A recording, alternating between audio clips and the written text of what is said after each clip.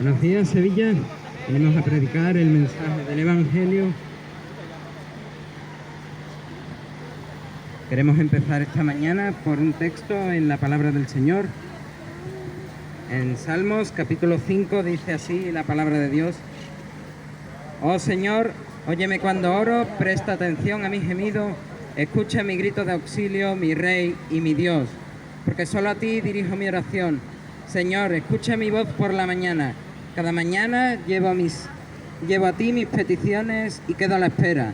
Oh Dios, la maldad no te agrada, no puedes tolerar los pecados de los malvados.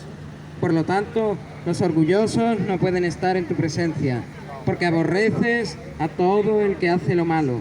Destruirás a los que dicen mentiras. El Señor detesta a los asesinos y a los engañadores. Gracias a tu amor inagotable, puedo entrar en tu casa. Adoraré en tu templo con la más profunda reverencia. Guíame por el camino correcto, Señor, o mis enemigos me conquistarán. Allana tu camino para que yo lo siga.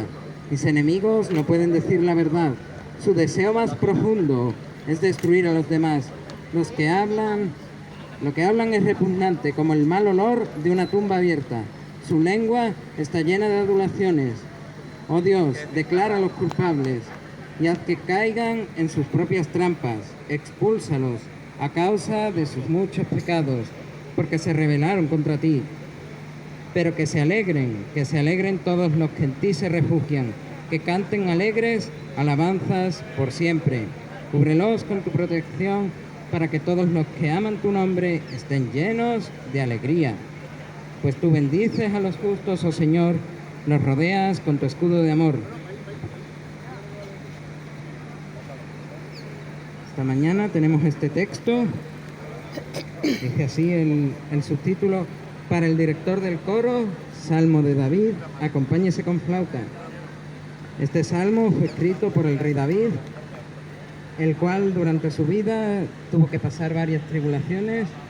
Primeramente, él era vituperado por sus hermanos, los cuales pensaban que no iba a servir para nada, que como no era fuerte no sería nadie en el reino de Israel, gobernado por Saúl. Su padre lo mandaba a cuidar las ovejas, pero un día viene un profeta del Señor, el profeta Samuel, y él tiene que ungir a un nuevo rey, porque Saúl había hecho lo malo delante de Dios. No había esperado a que viniese el profeta para ofrecer un sacrificio en una batalla, y a causa de eso Israel perdió. El profeta Samuel viene a ungir a David como rey, pero él no estaba en la casa. Él estaba con las ovejas de su padre, pastando, y Samuel lo que hace en ese momento es ir uno por uno con todos los hermanos del rey David, y ve que son más fuertes que él. Dice, tal vez sea este el futuro rey de Israel, tal vez sea aquel. Pero el Señor les dice que no, que ninguno de esos iba a ser rey de Israel. Y él le pregunta a Isaí, el padre de David, ¿acaso tienes otro hijo? Efectivamente, Isaí tenía a su hijo el rey David, y cuando llega a la casa, el profeta lo ve y no se lo cree. No se cree que este muchachito enclencle, que había estado cuidando las ovejas de su padre, iba a ser el rey de Israel. El Señor hace cosas muy curiosas y manda a un muchacho enclencle a convertirse en el rey de la nación más poderosa de aquel entonces. Y cuando ya lo unge como rey, él se queda al servicio del rey Saúl. Toca el arpa para él, para que pueda ser calmado de los demonios que lo atormentaban día y noche. Y cuando Saúl se entera que David va a ser el próximo rey, mucho después de que el profeta Samuel le dijese ya he ungido otro rey, cuando Saúl se entera, se enfada lo más grande con David, lo persigue y busca matarlo, a pesar de que él era muy amigo del hijo de Saúl, de Jonatán. Y en una de estas que lo está persiguiendo, él encuentra a Saúl y a sus hombres en una cueva durmiendo y teniendo el cuello del rey Saúl, teniendo el cuello a la vista como para poderlo matar porque él estaba durmiendo. Él coge, no lo mata, sale de la cueva y le dice: Saúl, Saúl. Y le dice: he tenido la oportunidad de matarte y no lo he hecho. Saúl, arrepentido, empieza a llorar y empieza a clamar porque sabe que sus días como rey están contados. Y este es un salmo de David que está entre toda esta historia de Saúl y de David. Y dice el Señor a través de las palabras de David: oh Dios, la maldad no te agrada, no puedes tolerar los pecados de los malvados. Y es cierto, delante de la santa presencia de Dios, Dios no puede tolerar el mal, no puede tolerar el pecado. Dice: por tanto, los orgullosos no pueden estar en tu presencia. Y es cierto, el apóstol Pablo dice a los Efesios, capítulo 2, versículos 8 y 9, que la salvación es por gracia, por medio de la fe, esto no por obras, sino que es un don de Dios, para que nadie se gloríe, para que nadie se sienta orgulloso de sus buenas obras, de qué tan bueno es. Sigue diciendo, versículo 5, porque aborreces a todo el que hace lo malo, destruirás a los que dicen mentiras. El Señor detesta a los asesinos y a los engañadores. Y lo vemos en este texto: no erréis, ni los fornicarios, ni los ladrones, ni los idólatras, ni los adúlteros, ni los ávaros, ni los afeminados, ni los borrachos, ni los maldicientes, ni los estafadores. Ninguno de estos heredarán el reino del cielo, el reino de Dios. Dice Hebreos, capítulo 9, verso 27, está establecido para los hombres que mueran una sola vez y después de esto el juicio. ¿Y qué habrá en este juicio? En este juicio, dice el apóstol Juan en el Apocalipsis, que se van a abrir dos libros: el libro de las cosas que hemos hecho, ya sean buenas, ya sean malas, y el libro de la vida.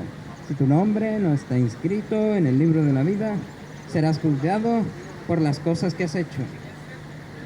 Y cada cosa mala que hagas invalida todas las cosas buenas que puedas hacer.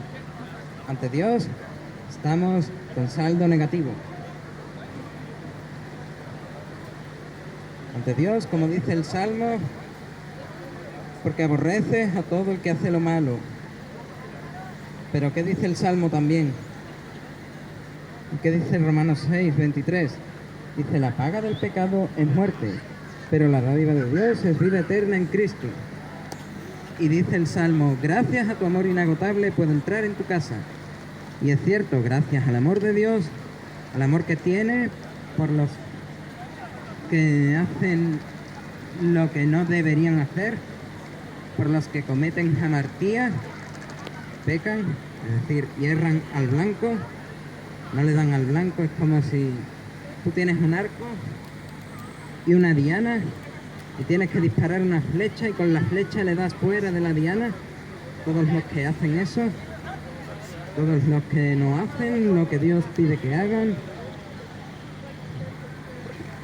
todos esos Dios nos ama y pueden entrar en su casa. ¿Pero por qué? Porque Dios tuvo que venir a esta tierra, encarnado en la persona de Jesús. Se encarnó, vivió la vida perfecta, cumple las leyes de Moisés y los 10 mandamientos. Y es por ese cumplimiento de las normas que Él se puede ofrecer en la cruz del Calvario como sacrificio perfecto por los pecados. Él muere en esa cruz, es sepultado, está en la tumba por 3 días y resucita entre los muertos para que todos aquellos que quieran creer en Él tengan la vida eterna y no se pierdan. Por amor de Dios, es que podemos entrar en la casa de Dios, en la presencia de Dios, sin temor alguno. Y podemos decir: oh Señor, declara a los culpables y haz que caigan en sus propias trampas. Expúlsalos a causa de sus muchos pecados, porque se rebelaron contra ti. Y es cierto, todos aquellos que crean en la obra de Cristo, que se arrepientan de sus pecados, podrán pedir a Dios: declara a los pecadores culpables. Y decláranos a nosotros culpables, porque no merecemos lo que Cristo hizo por nosotros, pero es por gracia, es un regalo inmerecido por amor del Señor hacia nosotros, que puede hacer que digamos, versículo 11, pero que se alegren todos los que en ti se refugian, que canten alegres alabanzas por siempre, y podamos pedir al Señor: cúbrenos con tu protección, para que todos los que aman tu nombre estén llenos de alegría. Pues Dios, tú bendices a los justos, nos rodeas con tu escudo.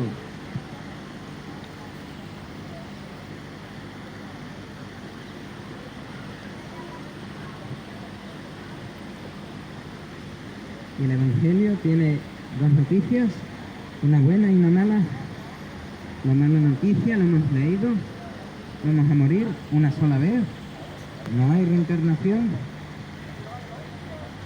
Vamos a morir una sola vez y nos vamos a enfrentar al juicio de Dios. Esa es la mala noticia.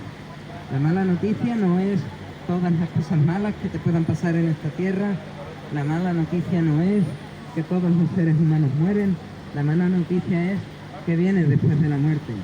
Y lo que viene es un juicio delante de la presencia de Dios. Se abren dos libros, el libro de la vida y el libro de las cosas que hemos hecho. Y si las cosas que hemos hecho son como dice el libro de Apocalipsis, dice: pero los cobardes, incrédulos, abominables, homicidas, fornicarios, hechiceros, idólatras, mentirosos, tendrán su parte en el lago que arde con fuego y azufre, que es la segunda muerte. Todos los que están en esta lista, da igual lo que hayas cometido, tendrás tu parte en el infierno, a causa de no haberte arrepentido de tus pecados, a causa de no haber creído en la obra de Cristo en la cruz del Calvario.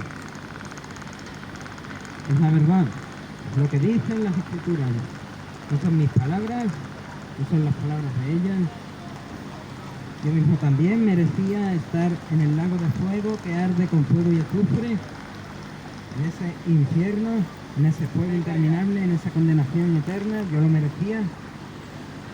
Pero Cristo ha muerto en la cruz del Calvario para que personas como yo, personas como ella, personas como todos los que estamos en esta plaza, no merezcamos el infierno que nos hemos ganado por nuestras obras, ya sean buenas, ya sean malas. Son supuestas nuestras buenas obras, porque no nos vamos a comparar con Hitler, no nos vamos a comparar con Stalin, no nos vamos a comparar con aquel que roba. Nos tenemos que comparar con la ley de Dios. Y hay un ejemplo en la crucifixión del Señor de dos ladrones que estaban con él en la cruz del Calvario. Uno de ellos se empieza a burlar del Señor, empieza a decir: si eres hijo de Dios, bájanos de esta cruz, sálvanos. Mientras que hay otro de los ladrones que dice, reconociéndose pecador, le dijo: Señor, ten piedad de mí cuando vengas en tu reino. Acuérdate de mí cuando vengas en tu reino. ¿Y qué le dijo? ¿Qué le dijo Jesús, el ladrón de la cruz? Le dijo: hoy estarás conmigo en el paraíso. No le dijo mañana, no le dijo dentro de 50 años, no lo mandó a un purgatorio, sino que ese mismo día, a causa de su fe en la obra de Cristo, a causa de haberse arrepentido de sus tantos y tantos robos, de otras cosas que no sabemos si había hecho, a causa de todo eso y de su fe en Cristo, es que Cristo le pudo decir al ladrón de la cruz: hoy estarás conmigo en el paraíso. Y es la obra de Cristo la que nos lleva al cielo, no nuestras buenas obras. Hoy tus pecados te van a llevar al infierno, y da igual si te crees buena persona, si crees a lo mejor que hay un Dios, yo creo en Dios, pero que no importa lo que yo haga, que Él me va a llevar al cielo. Si crees todo eso, déjame decirte, todas tus supuestas buenas obras, todos tus pecados te van a llevar al infierno. Y Cristo va a venir una segunda vez. Vino una primera vez como Cordero de Dios para quitar el pecado del mundo. Vino una primera vez montado en un pollino de asna hacia Jerusalén para ser coronado como rey.